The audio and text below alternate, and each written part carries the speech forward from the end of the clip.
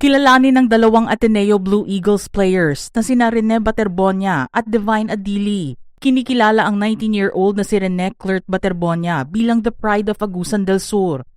Isinilang siya noong May 8, 2007 sa Talacogon, Agusan del Sur. Siya ay isang basketball player na naglalaro sa posisyon ng guard o forward at may taas na 6'4". Nag-aral siya sa Talacogon National High School at Ateneo de Davao University. Maganda ang hinaharap niya sa sport na basketball, kung saan dumating ang kanyang defining moment noong 2025 palarong pambansa sa Ilocos Norte. Dinala niya ang Davao Region sa isang makasaysayang secondary boys basketball title at kasama sa edisyong iyon ang isang MVP award at isang Mythical 5 selection para sa kanya. Ang kanyang tagumpay ay mabilis na isinalin sa international stage, kung saan tinulungan niya ang Team Philippines na makakuha ng ginto sa 14th ASEAN School Games sa Brunei noong November 2025 na sinundan ng dominanteng pagpapakita sa NBTC o National Basketball Training Center National Finals.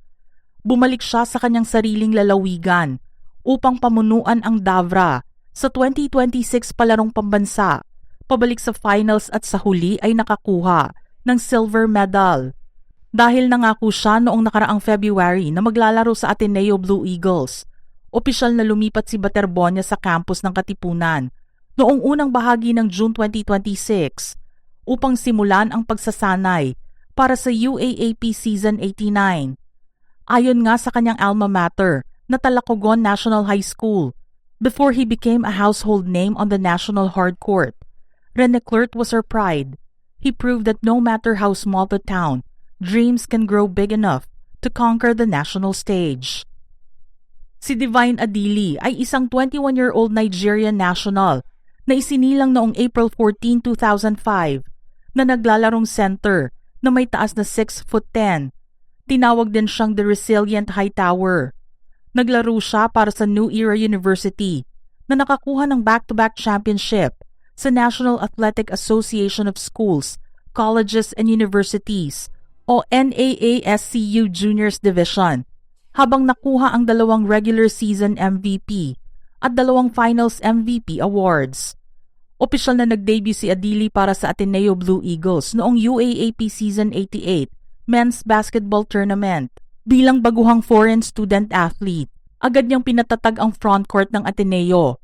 Sa kabila ng matinding back injury na naglimita sa kanya sa 11 games, napanatili niya ang pagiging driving force sa likod ng 4-0 start ng Ateneo sa Season 88. Ang kanyang definitive collegiate performance ay dumating noong November 5 nang bumalik siya mula sa injury upang magbagsak ng 15 points at 13 rebounds para makuha ang matinding tagumpay laban sa University of the East.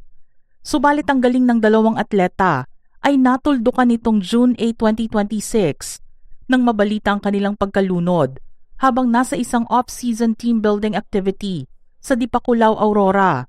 Napunta sa malalim na bahagi ng tubig sa dagat ang dalawa, ngunit kahit sa paghila sa kanila mula sa katubigan, hindi na kinaya pang ibalik ng mga rescuers ang kanilang buhay. Mula po sa amin sa Showbiz Philippines, lubos kaming nakikiramay sa mga mahal sa buhay ni Rene Clert Baterbonia at Divine Adili sa maaga nilang pagpanaw.